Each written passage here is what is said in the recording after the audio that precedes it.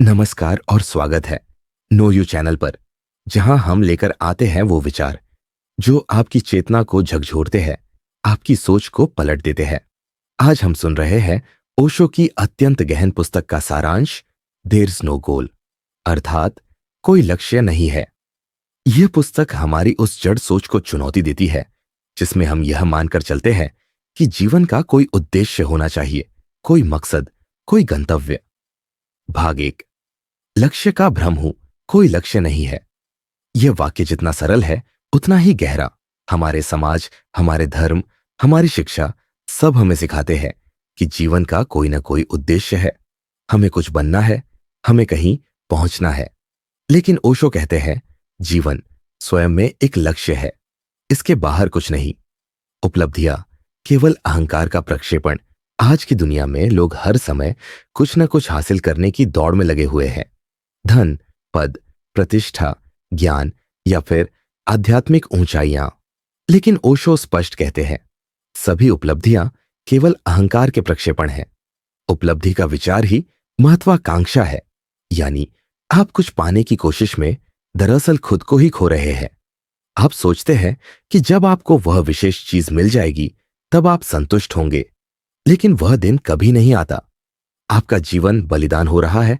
ओशो कहते हैं आप जो भी प्राप्त करते हैं, धन, शक्ति, प्रतिष्ठा, वे आपको जीवन नहीं देंगे, बल्कि उन्हें पाने में आप अपना असली जीवन खो रहे हैं।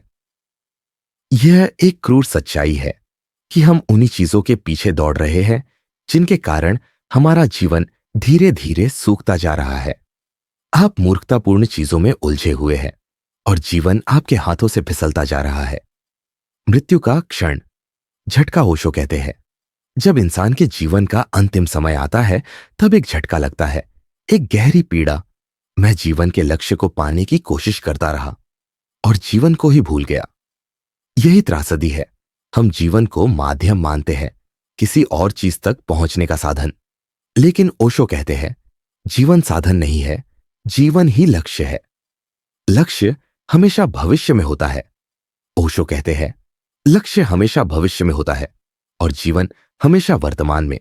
लक्ष्य दूर होता है और जीवन अभी, इसी क्षण। जब तक आप लक्ष्य की तलाश में दौड़ते रहेंगे, आप इस पल से कटे रहेंगे और जीवन यही है, इस क्षण में। ना कल, ना कल के बाद। क्या जीवन को पाने की कोशिश करनी चाहिए? ओशो हंसते हैं इस सवाल पर और कहते हैं जीवन को पाने की क्या जरूरत है? आप जीवित हैं। क्या इससे बड़ी उपलब्धि कोई हो सकती है? केवल मरे हुए लोगों को लक्ष्य की जरूरत होती है, क्योंकि वे वर्तमान में नहीं होते। वे समय से बाहर कुछ तलाशते हैं। लेकिन जीवित व्यक्ति बस जीता है। वो प्रवाह में होता है, क्षण क्षण में। उसे कुछ बनने की जरूरत नहीं होती, क्योंकि वह पहले से ही है। एक कथा, प्यासे साधु की। एक साधु रेगिस्तान में भटक रहा था। उसे कहीं दूर एक झील की झलक दिखी। वह उसी दिशा में दौड़ पड़ा। लेकिन जैसे जैसे वह झील की ओर बढ़ा, वह और दूर होती गई। कई मील चलने के बाद थक कर गिर पड़ा। जब उसने आंखें बंद की तो पाया कि उसके कदमों के पास ही पानी था, पर वो इतना लक्ष्य में डूबा था कि उसने वर्तमान को नहीं देखा। ओशो कहते हैं तुम भी इसी तरह जीवन से चूक रहे हो। तुम भविष्य की मृग तृष्णा में दौड़ रहे हो और जीवन तुम्हारे पास ही है, शांत, सरल, सुगंधित। बस उसे देखो, महसूस करो, जियो। एक हास्यप्रद लेकिन गूढ़ कहानी। डरपोक पति की ओशो अपने खास अंदाज में एक कहानी सुनाते हैं। एक पति था, स्वाभाविक रूप से डरपोक, जैसे अधिकांश पति होते हैं। ओशो हंसते हुए कहते हैं यदि आप पति हैं तो कुछ समय बाद आप डरपोक पति बन ही जाएंगे। यह एक स्वाभाविक विकास है। वह पति मर गया। पत्नी ने उसके लिए एक सुंदर संगमरमर की कब्र बनवाई और उस पर सुनहरे अक्षरों में लिखा, शांति से आराम करो। लेकिन जब पति की वसीयत खोली गई तो सब चौंक गए। वह अपनी पूरी संपत्ति धर्मार्थ संस्थाओं को दे गया था, पत्नी के लिए कुछ भी नहीं। अब पत्नी पहुंची मूर्तिकार के पास और कहा, नई पंक्तियां जोड़ो, लिखो, शांति से आराम करो जब तक मैं न आऊं। यह कहानी हंसाते हुए भी गहराई से समझाती है कि जीवन में आराम या लक्ष्य तभी आता है जब हम मृत्यु में चले जाते हैं। लेकिन जब तक जीवित है तो जीने की तीव्रता ही असली धर्म है। मृत्यु में लक्ष्य सोचो, जीवन में नहीं। ओशो कहते हैं, कब्र में तुम्हारे पास आराम करने के लिए बहुत समय है। वहां तुम जितने चाहो लक्ष्य सोच सकते हो, क्योंकि खोने को कुछ नहीं है। लेकिन जब तक जीवित हो तो पूर्णता से जियो। जीवन एक अवसर है, उसे प्रतीक्षा में मत गंवाओ। अहमदाबाद और लिव्वा थोड़ा गर्म ओशो एक और अनुभव सुनाते हैं अपने यात्रा काल का। जब वह अहमदाबाद जाया करते थे, वहां उनका सबसे प्रिय स्थान एक पुल था। उनके ड्राइवर जयंती भाई वहां तेज गाड़ी चलाते थे। जब ओशो ने पूछा, तुम तेज क्यों चलाते हो? उन्होंने जवाब दिया, क्योंकि मैं नहीं चाहता कि आप अहमदाबाद को इसी चीज के लिए याद रखें।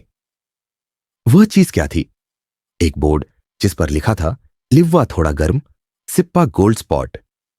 ओशो मुस्कुराकर कहते हैं, अहमदाबाद भूल गया, लेकिन यह लिव्वा थोड़ा गर्म नहीं भूल पाया। यही है मेरे धर्म का सार। लिव्वा थोड़ा गर्म यानी जीवन को थोड़ा गर्म, थोड़ा तीव्र, थोड़ा जागरूक होकर जियो। गोल्ड स्पॉट भूलो, जीवन को याद रखो। ओशो कहते हैं, गोल्ड स्पॉट को भूल जाओ, क्योंकि असली स्वाद तो जीवन में है, इस क्षण में, इस सांस में। हमारा अस्तित्व किसी लक्ष्य की ओर नहीं बढ़ रहा है। यह प्रकृति, यह ब्रह्मांड, यह जीवन किसी गंतव्य की ओर नहीं भाग रहे। यह सब प्रवाह में है, नृत्य में है, क्षण क्षण में जी रहे हैं। यदि लक्ष्य होता तो वह किसी दिन प्राप्त कर लिया जाता, और फिर शून्यता होती, निरर्थकता। तो फिर हम क्या करें? कुछ मत करो, बस जियो, जागो, मुस्कुराओ, प्रेम करो और बहते जाओ। यही जीवन है, बिना लक्ष्य के, बिना बोझ के, बिना अंत के, एक नृत्य, एक उत्सव। अंतिम संदेश, लिव्वा थोड़ा गर्म ओशो का अंतिम सूत्र बहुत सरल है। लिव्वा थोड़ा गर्म, जीवन को थोड़ी ऊर्जा दो, थोड़ा प्रेम दो, थोड़ी जागरूकता दो, क्योंकि जो पूरी तरह जीता है उसे मृत्यु का डर नहीं होता।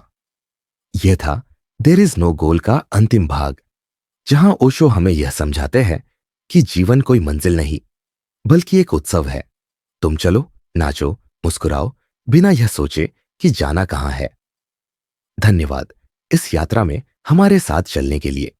अगर आपने भाग 1 नहीं सुना है तो जरूर सुनिए, और नो यू चैनल को लाइक, शेयर और सब्सक्राइब कीजिए, क्योंकि अगली बार हम फिर मिलेंगे किसी नई सोच, नई दृष्टि और नए आत्म साक्षात्कार के साथ।